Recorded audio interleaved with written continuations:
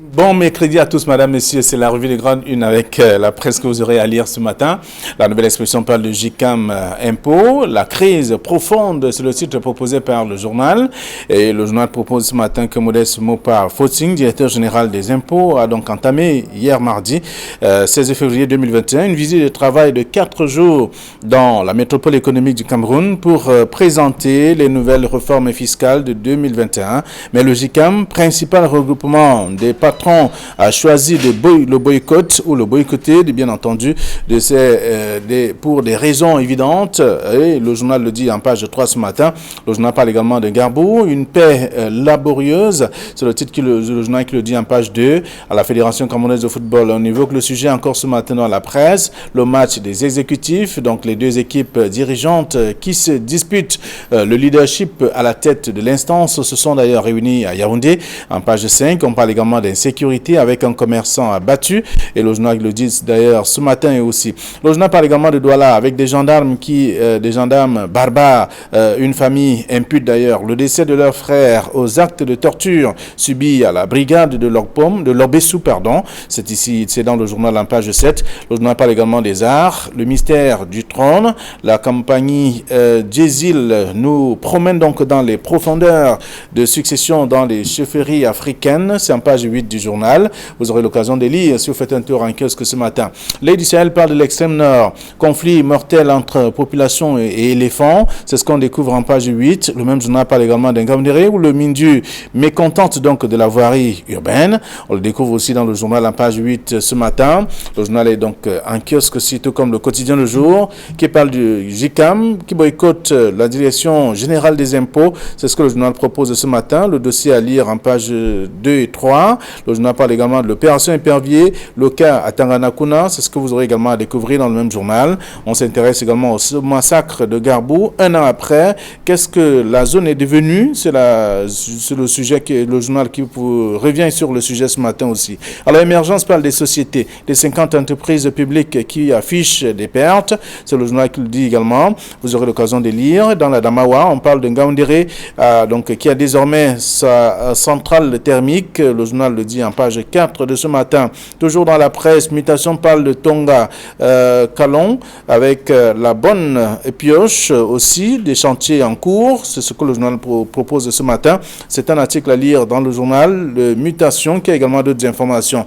Le quotidien l'économie parle ce matin du port autonome de Douala avec les performances de la RTC un an après. C'est à lire dans le journal. Et on s'intéresse aussi à la sécurité routière. La région de l'Ouest reçoit ses radars. C'est ce que le journal propose également ce matin. Et puis le soir hebdomadaire s'intéresse au Forum africain des femmes entrepreneurs. C'est à découvrir dans le journal. Tout un mini dossier également ce matin. D'autres sujets contenus dans le journal aussi. Repère qui est un kiosque parle d'exploitation minière, Transparency, met à nu, trafic d'influence, corruption et fraude. À lire dans le dossier proposé par le journal aussi. D'autres informations contenues dans le numéro de ce matin. Le journal Diapason parle de boissons frelatées, les vrais responsables du crime, présenté par le numéro de ce matin aussi. Et c'est à lire dans le dossier proposé par le journal Tribune d'Afrique parle de Fumban avec le sultan des Bamoun qui inaugure la porte des tranchées. C'est à lire dans le numéro de ce matin. Aussi, on parle de la lutte contre le Covid-19. Le docteur Eloge Nyanying qui inaugure également et aussi fait des propositions importantes concernant cette lutte contre le Covid-19 au Cameroun. C'est dans le journal ce matin. Le journal est donc disponible en kiosque. Le Popoli parle également de Paul Biya face donc aux chandelles avec 88 bougies sur des braises ardentes. C'est le journal qui le dit également ce matin. Voilà ce que la presse nous propose, celle que nous avons reçue à notre rédaction. Jean-Paul Chignat, bonjour et bienvenue. Bonjour Flavien Balondongo, bonjour à tous nos millions de téléspectateurs. Je dirais bonjour surtout à quelqu'un qui nous suit depuis les États-Unis. Très très fidèle au programme d'Equinox Télévision, Monsieur David Tatongo, depuis le Texas. Voilà. Bonjour à vous, David Tatongo. Bonjour, Prince Tarissine Ngekam. Bonjour Flavien, bonjour à Jean-Paul qui retrouve notre place. Vous savez que de temps en temps, il est à votre place. Il est polyvalent. Il est à votre place. En tout cas, je viens en sapeur-pompier. Il est Il est là pour croiser le verbe. Il est là pour croiser le verbe. Je voudrais, comme Jean-Paul, adresser mes civilités à de nombreux compatriotes qui nous suivent tous les jours, qui souffrent dans leur chair parce qu'ils n'ont pas d'eau et de lumière. On se demande bien ce que font les entreprises chargées de donner de l'énergie électrique aux Camerounais et de l'eau potable aux Camerounais. Je voudrais sortir de cette entrée, comprenez un peu le néologisme, avec une information capitale. Vous savez, on en a suffisamment parlé ici et ça voudrait dire qu'on nous écoute au moins sur la passation des marchés publics qui est devenue problématique et dont un certain nombre de maîtres d'ouvrage ont adopté et ont pris l'option de passer les marchés de gré à gré, alors que les textes disent qu'il faut passer un appel d'offres, notamment les mairies. Donc le ministre des marchés publics a sorti une circulaire pour dire, qui visait directement les maires, pour dire prochainement, ce ne sera plus totalement permis les marchés de gré à gré. Il faut respecter les textes, il faut passer les appels d'offres, il faut passer les appels d'offres pour qu'il y ait compétition, afin que ceux qui gagnent soient ceux-là qui sont les meilleurs. Et nous en avons suffisamment échangé ici. Nous avons fait cas de la commune de Goulfé et de Darak et bien d'autres protocoles. D'accord, en tout cas, le ministre n'est que dans son rôle, c'est-à-dire rappeler ce qui devrait être fait. Au gré des commissions, des passations des marchés internes dans ces différents mairies. Je veux juste dire quelque chose vous savez pourquoi ces rappels me paraissent ridicules? Parce que c'est des mesures qui ont été prises bien avant. Elles ne naissent pas hier. Oui, elles existent. Elles ne sont pas appliquées, n'ont pas été appliquées pendant des années. Bon, le ministre sort pour rappeler cela, mais est-ce que ça sera suivi? Donc c'est pour ça que je dis que c'est des rappels ridicules. Il faudrait simplement que lorsque quelqu'un ne respecte pas la procédure, qu'on frappe. C'est ce qu'il faut faire. Exactement. Et je sors encore en disant que... Non, vous sortez deux fois déjà. Vous savez, lorsque des commissions ou alors des contrôles vont passer et que les maires seront mis en débat, ou alors se retrouveront au TCS, nous serons les premiers en disant, peut-être c'est un complot, alors que la plupart des maires, je dis bien, je pèse mes mots, la plupart des maires ne respectent pas l'orthodoxie. Beaucoup ne sont pas sains dans ces ne respectent pas l'orthodoxie. Donc il faut le dénoncer. Il faut le dénoncer au-delà de ce que il y a des instruments juridiques qui sont là pour sanctionner cet état de fait. Ok. Alors, donc la presse ce matin a également des informations pour ceux qui feront un tour en kiosque, qui auront l'occasion de lire et être informés également de l'actualité. La nouvelle expression qui parle du JICAM impôt, la crise profonde, c'est le titre proposé par le journal, et également le quotidien Le Jour qui revient sur le même sujet parlant du JICAM qui boycotte la direction générale des impôts. Et on le voit bien aussi avec les sociétés dans l'émergence, les 50 entreprises publiques qui affichent des pertes. Dans tous les cas, le sujet concernant la crise entre le JICAM et les impôts, je ne vais pas dire qu'elle ne date pas d'aujourd'hui. Vous savez que depuis toujours, lorsqu'on parle du dialogue ou alors du dialogue public-privé, c'est le JICAM qui est généralement en tête de ligne, à savoir le groupement interpatronal du Cameroun. Le JICAM a sorti le livre blanc. Le JICAM a fait beaucoup de propositions pour améliorer le climat des affaires, les conditions de fiscalité et tout. Mais le JICAM a l'impression que ces propositions ne sont pas prises en compte. Vous n'avez qu'à suivre durant les différents Cameroun Business Forum, le président Célestin Tawamba revient toujours sur cet assainissement du climat des affaires et de la fiscalité qui étrangle pratiquement les entreprises. Donc vous imaginez, dans un contexte de Covid-19, ça devient encore très compliqué. Donc la crise profonde, simplement parce que le président, le directeur général des impôts, Flavien Ndongo, que vous avez appelé Modeste. Il a dit footing. Donc c'est Modeste, faut pas Modeste. Fatouin. En tout cas, c'est Fatouin, c'est pas footing. Il faudrait pas qu'on écorche son nom. Donc, il est venu à Douala pour une tournée de 4 jours. À la grande surprise, le JICAM n'y est pas invité. Les raisons, évidemment, invitées. Si ce sont ces raisons, comme l'expliquent des membres, certains membres du JICAM, parce qu'on n'a pas encore eu la version officielle du JICAM, c'est que c'est extrêmement grave. Comment toute une direction générale des impôts peut s'amener à Douala et que ce n'est que 24 heures avant l'événement que le JICAM, cette organisation patronale qui regroupe pratiquement les plus grandes entreprises du Cameroun, est informé. Ça pose quand même un problème. C'est oui, pas... dans la nouvelle expression, on a l'impression, et on le comprend d'ailleurs, on le constate qu'il s'agit là d'une guerre qui existe depuis... Non, ce n'est pas une affaire de guerre. C'est pas une affaire de guerre. Il n'y a pas entente depuis... Flavien Vallon-Dongo. Vous avez évoqué également la sortie des propositions qui ont été faites par le JICAM. C'est pour ça que je dis que ce sont des partenaires, appelons ça, l'État et le privé sont des partenaires. Ils sont comme les dents et la langue, condamnés à vivre ensemble. Donc, le problème, l'absence du JICAM s'explique par le fait qu'ils ont été informés tardivement. Et je ne pense pas que une organisation comme le JICAM, ses membres viennent à rencontrer le directeur général des impôts pour échanger sur des banalités, des futilités, ou bien simplement l'écouter sans avoir des questions à poser. Donc, il y a toute une préparation qu'il faut le faire. Ça, je pense que c'est basique. C'est basique. Et ce n'est pas avant-hier ou alors avant-avant-hier que la Direction générale des impôts a pensé que non, il faut qu'on fasse une descente à Douala et qu'on veuille expliquer que non, c'est sur le coup qu'on a décidé de venir. Vraiment, il n'y avait pas le temps pour faire des invitations, vous saisir dans les délais raisonnables. Donc, si c'est ça la raison du boycott, je dis simplement que c'est déplorable que la Direction générale des impôts ait saisi une organisation comme le JICAM tardivement et quand le JICAM présente les raisons pour lesquelles elle ne peut pas venir s'asseoir à cette table d'échange, parce que ça a tout l'air des blagues.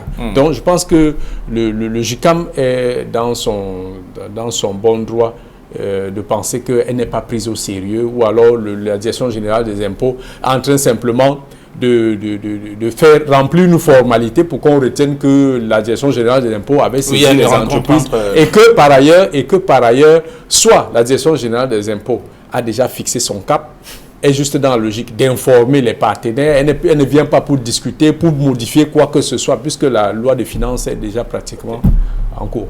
Alors, si vous vous intéressez au titre, la nouvelle expression, la crise profonde, parlant du JICAM impôt, et le quotidien du jour qui dit le JICAM qui boycotte la Direction générale des impôts. Je préfère le titre boycotté.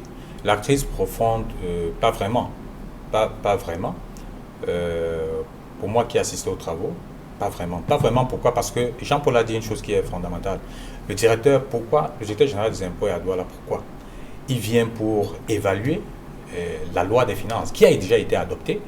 En attendant le décret d'application, il vient pour ça. Donc, rencontrer les opérateurs économiques, dire, écoutez, nous avons adopté une loi, qu'est-ce que vous en pensez? Quelles sont les réformes qu'il faille peut-être soumettre prochainement? Ainsi de suite. Donc, c'était le but de la rencontre. Maintenant, la nouvelle expression nous informe et nous dit que le JICAM n'est pas le groupement, c'est-à-dire que l'institution n'a pas été représentée de façon formelle, de façon officielle, parce que, dit-elle, elle a reçu l'invitation à moins de 24 heures, c'est-à-dire que durant 24 heures, oui, on peut, en lisant la nouvelle expression, on peut en fait accuser, entre guillemets, l'organisation de cette rencontre au niveau de la Direction générale des impôts de n'avoir pas informé à temps ce groupement international. Mais je voudrais dire que les membres du JICAM étaient là. Moi, j'ai vu, par exemple, le président Siaka, Escalité, qui était là. J'ai vu Kate, qui était pratiquement l'une des modératrices de cette conférence, qui est membre du JICAM. C'est-à-dire que j'ai vu les membres poids du JICAM qui étaient dans la salle. C'est-à-dire que l'institution n'était pas représentée, mais les membres qui sont des hommes d'affaires et leurs collaborateurs, si vous voulez, parce qu'ils ont des entreprises, leurs collaborateurs notamment, la plupart pour aller voir de quoi il s'agit, des directions financières, sont intervenus de façon active dans la salle. Pour revenir sur le sujet même, au-delà des accessoires, le sujet c'est un très bon sujet. C'est-à-dire que le directeur général vient féliciter déjà, parce que la rencontre d'hier, au-delà des 4 jours, la rencontre d'hier c'était avec les grandes entreprises. C'est-à-dire que les entreprises qui font au moins un chiffre d'affaires de 3 milliards. Moi j'ai vu un directeur général féliciter les contribuables. C'est-à-dire en leur disant, il y a eu le Covid, c'est-à-dire que c'était une année difficile, mais vous avez déclaré. C'est-à-dire que au-delà, le contrôle, nous n'avons pas envoyé des contrôles chez vous, c'est-à-dire comme d'habitude, parce que le Covid s'imposait, mais nous sommes surpris que vous ayez déclaré normalement comme les années Prince. Je vous dis, c'est important. Non, je veux juste une incursion oui. pour vous dire que un contribuable qui prend celui d'aller déclarer ses impôts sans forcément attendre que l'agent des impôts arrive, c'est une bonne attitude parce que l'impôt, il faut le savoir. Voilà. Vos impôts, vous le payez, si vous ne le payez pas, on finit toujours par payer. Donc, vous n'avez pas besoin de contourner. Oui, je pense que c'est ce que les grandes entreprises ont compris. Oui, voilà. Donc, ils ont été félicités tout au moins pour cette attitude-là. C'est-à-dire que pour cette attitude et qu'on n'ait pas besoin de courir après eux, comme auparavant, pour ça. Donc, c'est un point fort. C'est-à-dire que moi, j'ai vu une administration fiscale humble. C'est-à-dire qu'en félicitant les contribuables, en fustigeant même ses collaborateurs. C'est-à-dire que c'est, comment je vais dire, c'est un directeur général qui fustige, entre guillemets, ses collaborateurs en disant, parce que les membres, que ce soit du GICAM ou alors d'autres organisations professionnelles, se plaignaient de ce qu'ils vivent des contentieux qu'ils ne trouvent pas normal. Moi, j'ai suivi un directeur général dire, oui, lorsqu'il y a contentieux, souvent, c'est de la faute de l'inspecteur des impôts. Parce que si un inspecteur fait mal son travail, forcément, ça va découler à... Bref, on ne devrait pas imputer l'erreur. Non, mais dans tous les cas, celui qui paye. Donc, celui qui paye, bien entendu. Oui, exactement. Donc, je dis... pas imputer l'erreur. Je dis, il y a des sujets. C'est ce qu'il a dit. Oui, mais il y a des sujets qui ont été abordés, qui sont autant très intéressants, qui tenaient à cœur. Par exemple, dans les délais de contentieux, il y a des fiscalistes dans la salle qui vous disent qui n'étaient pas d'accord avec un certain nombre de points que le directeur général des impôts lui-même a reconnu et a promis d'améliorer. Moi, je dis, vous savez, l'idée qu'on a souvent des agents publics, c'est que, surtout ceux qui encaissent de l'argent, ils sont d'une façon, ils sont d'un pédantisme. Ce n'est pas renier. Oui, je dis, ils sont d'un pédantisme. Ils sont zélés, et si pour une fois, à la tête, on donne le là en disant, écoutez, nos rois, c'est-à-dire que nos personnes importantes sont ces contribuables-là, parce que ce sont eux qui nous font vivre en réalité, ce sont eux qui, c'est avec leur argent que l'État paye nos salaires. Donc je dis, c'est une initiative à encourager. Ça ne s'arrête pas seulement aux grandes entreprises, il y a les petites et moyennes entreprises que le directeur général des impôts va rencontrer, je pense, jeudi. Et là-bas, il y a un gros problème que la nouvelle expression en a fait pratiquement son cheval de bataille. Vous savez que lorsque vous déclarez pour les petites et moyennes entreprises, lorsque vous déclarez, vous êtes obligé de passer par la banque. Et on vous coupe pratiquement, je pense, 2350 francs CFA. C'est énorme pour les petits contribuables que nous sommes. Je parle aussi en tant que chef d'entreprise. C'est-à-dire que si chaque mois, en dehors des impôts que vous déclarez, vous payez 2350 francs CFA, coupé par la banque, je dis, c'est énorme. Et donc, le directeur général des impôts doit pouvoir solutionner ce problème parce qu'il y a une batterie de mesures qui a été mise sur pied, notamment le paiement par comment vous appelez ça, par les entreprises de téléphonie mobile. Par voie électronique. Par voie électronique, Flavien, par voie électronique, qui ne fonctionne pas actuellement et dont les contribuables sont obligés de subir la coupe au niveau des banques. Donc, si prochainement, il faut payer par voie électronique, vous allez à un... comment vous appelez ça, je ne sais pas trop, dans un point, vous déposez de l'argent comme ça se fait ailleurs, ce sera un soulagement, surtout pour les petites et moyennes entreprises. Alors, il y a des experts qui estiment que le contribuable ne doit pas payer pour payer son impôt. Exactement, Flavien. C'est ce qui fait exactement problème.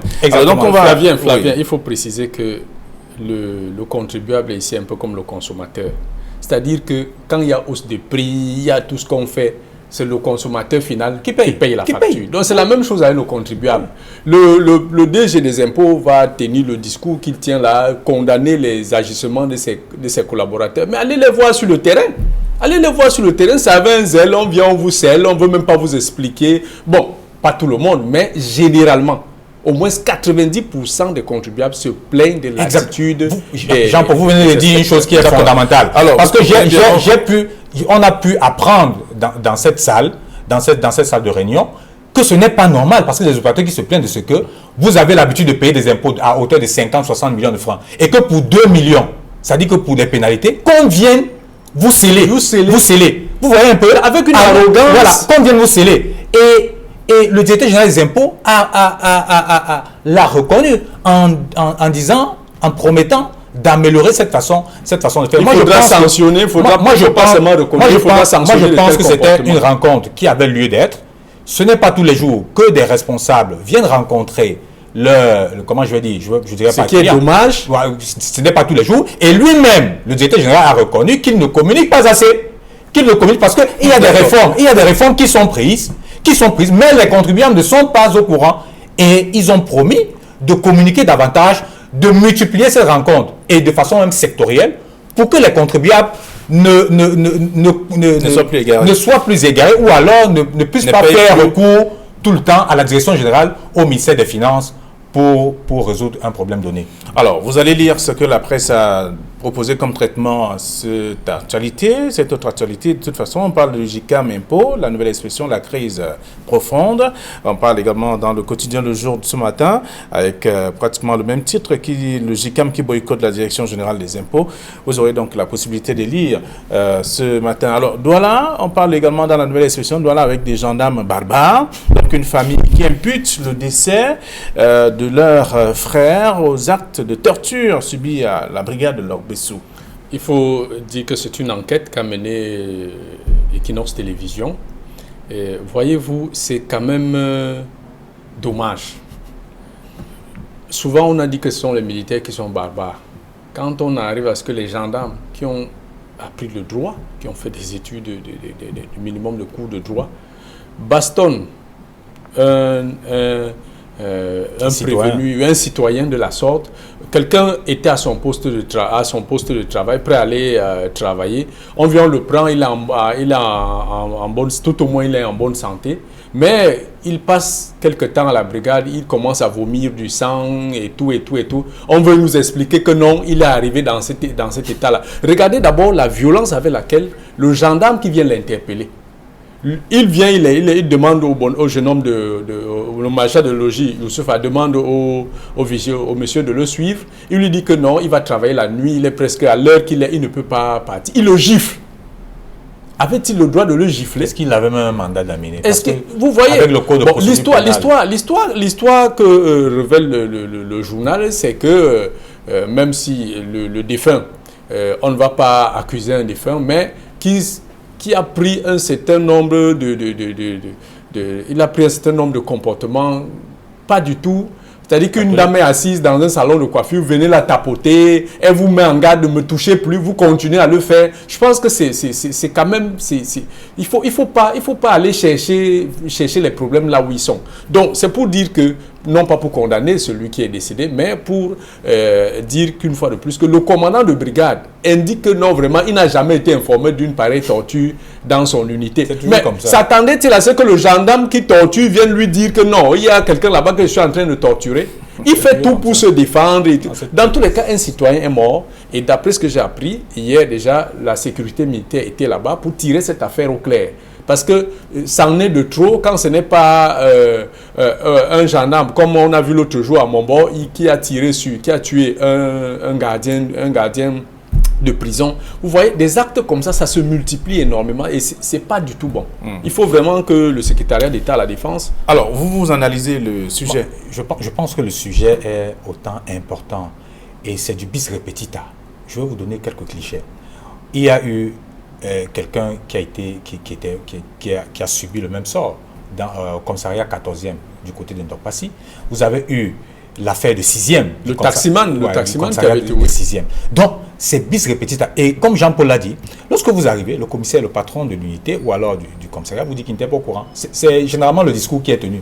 Que moi, je n'étais pas au courant qu'il y avait... Il peut ne pas être au courant. Oui. Je dis il faut condamner cet état des choses. Aujourd'hui, le code de procédure pénale empêche les officiers de police judiciaire de faire un certain nombre de choses. Et je peux vous dire que tous les policiers ou les gendarmes ne sont pas des ripoux. Il y en a. Nous tous, nous avons des affaires. Et le policier ou l'officier de police vous dit qu'on ne fait plus comme on faisait avant. Parce que c'est vous-même là qui passez le temps à dénoncer à la télévision. Et donc, par conséquent, nous sommes obligés de respecter le code de procédure pénale. Aujourd'hui, les mandats d'amener ne se délivrent plus comme ça.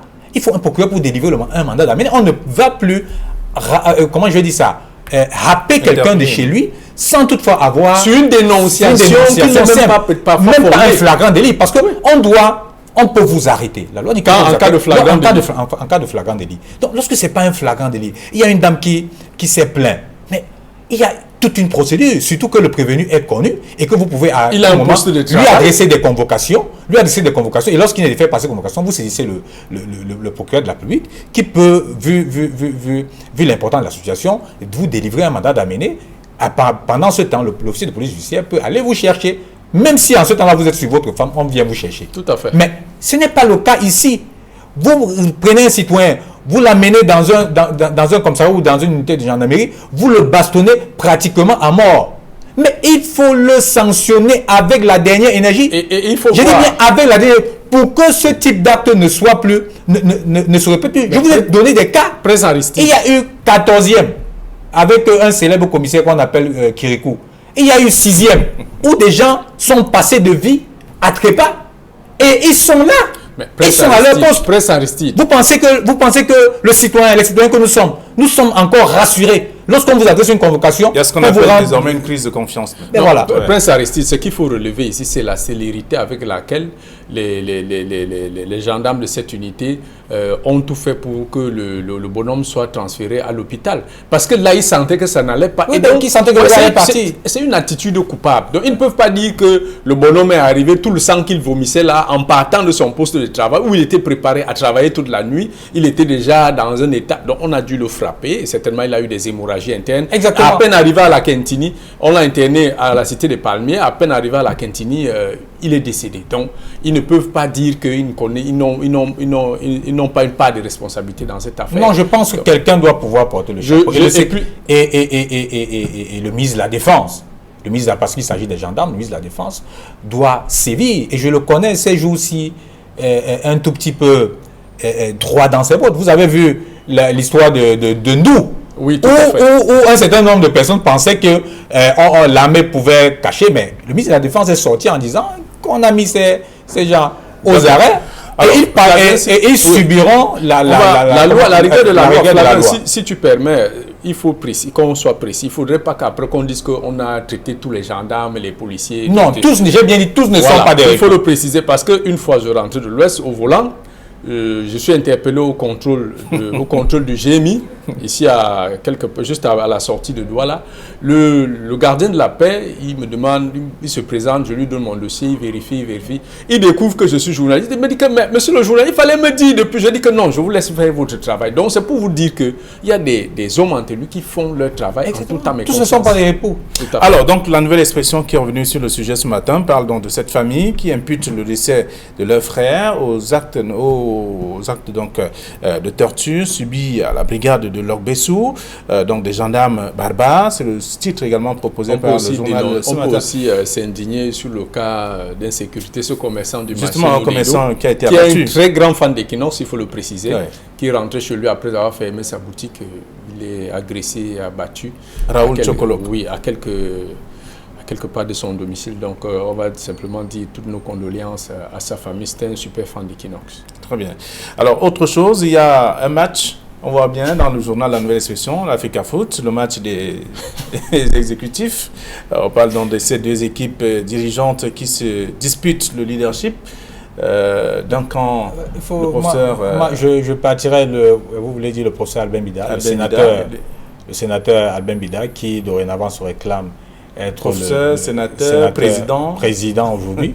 Les titres d'être président du comité d'une sorte de normalisation au niveau provisoire au niveau de l'Africa Foot, et notamment Sédou Momondia qui assure l'intérim selon la décision de la TAS et confirmée par adoubé, je préfère le dire comme ça, adoubé par la FIFA. La leçon que je tire, c'est que j'ai peur de vous dire que le Cameroun n'est pas gouverné, à moins que celui qui nous dirige sorte et frappe du poing sur la table. Pourquoi je le dis? Vous savez, vous avez tous suivi le discours du 11 février, où le président, le 10 février, à l'occasion de la fête de la jeunesse, où le président de la République est sorti en disant qu'il faille que la paix revienne, et que la paix revienne dans ce secteur qui n'est autre que le football, et que les championnats s'organisent, reprennent, pour que les enfants, les joueurs exercent leur métier et que les entraîneurs soient occupés, et avec tout le staff. Mais on n'a pas attendu. Et vous voyez, des gens tiennent des réunions. Vous avez vu des forces de maintien de l'ordre qui viennent même interdire des réunions. On leur dit, écoutez, si ce n'est pas la haute autorité qui sort, j'ai suivi le professeur Albert Mbida le dire, si ce n'est pas la haute autorité qui sort pour nous situer, on n'arrêtera pas. Nous n'arrêterons pas. Donc, vous comprenez que vous vous demandez, quand vous vivez ce type de choses, vous demandez si nous sommes encore gérés. C'est-à-dire que le ministre des Sports, j'ai bien peur de vous dire qu'il est totalement dépassé ou alors à côté de... Transparent. Transparent, ça c'est le bon mot. Donc, c'est deux camps qui s'affrontent. Le premier camp qui s'accroche à l'occasion d'une décision de justice et d'un adoubement par la FIFA, et un autre camp qui estime, conduit par le professeur Albert Mbida, qui estime que la FIFA n'a pas fait les choses dans les normes, prend ses responsabilités et dit que le cancer de Momodia ne devrait plus être là. Donc je dis, si les autorités de Yaoundé nous écoutent, si ce pays est encore gouverné, il faut arrêter cette mascarade. Oui, Flavien, Yves, ce qu'il faut déplorer, c'est, voyez-vous, si vous êtes, je ne dis pas pour défendre un camp, si vous êtes à la place de Seydou Mbobonjoya, ok, le TAS vous a débouté, votre élection a été annulée, et que dans le discours du chef de l'État... Qu'on vous demande simplement de gérer les affaires courantes. Oui, et que dans le discours du chef de l'État, il demande aux différents acteurs du football de se ressaisir et lancer instamment les championnats. Que faites-vous à la place de Seydou Mbobonjoya? C'est une question, elle peut paraître bête. Est-ce que c'est ceux qui sont à l'extérieur qui revendiquent, qui viendront organiser, admettons même que Seydou Mbobonjoya dit que oui, je remercie, est-ce que c'est ceux qui sont en train de revendiquer la place qui viendront l'organiser? Donc, je pense qu'il y a un flou total. C'est ce qu'on aime souvent appeler, c'est une histoire de mouton à 5 pattes. On ne veut rien respecter. Tout le monde veut gérer le football. La FIFA joue son jeu. Le TAS a rendu une décision. On ne veut pas l'exécuter. La présidence de la République qui demande qu'on organise les championnats. On se serait peut-être attendu que la présidence de la République demande que la décision du TAS soit mise à exécution le plus rapidement possible. Donc, vous voyez, quand vous êtes dans cet imbroglio, qu'est-ce qu'on va faire? On est allé à un CHAN où on a ramassé des joueurs, on a confectionné les joueurs dans le néant, à partir du néant. On est arrivé en demi-finale et jusque-là, on ne tire pas les leçons. Donc, c'est une bataille qui dure depuis qu'on a des sollicité années. La sorcellerie. C'est une bataille qui dure depuis des années. Je ne pense pas qu'on corriger nos affaires pour tenter de corriger nos affaires. Alors, merci à vous, chers messieurs. Je voudrais laisser le son au lecteur d'aller lire ce que la presse a réservé comme traitement à toutes ces actualités. Vous aurez l'occasion également de faire un tour en kiosque, surtout, et être au parfum de l'actualité. Merci, bonne journée à vous et à demain, 9h20. Gendarme, l'antenne est là.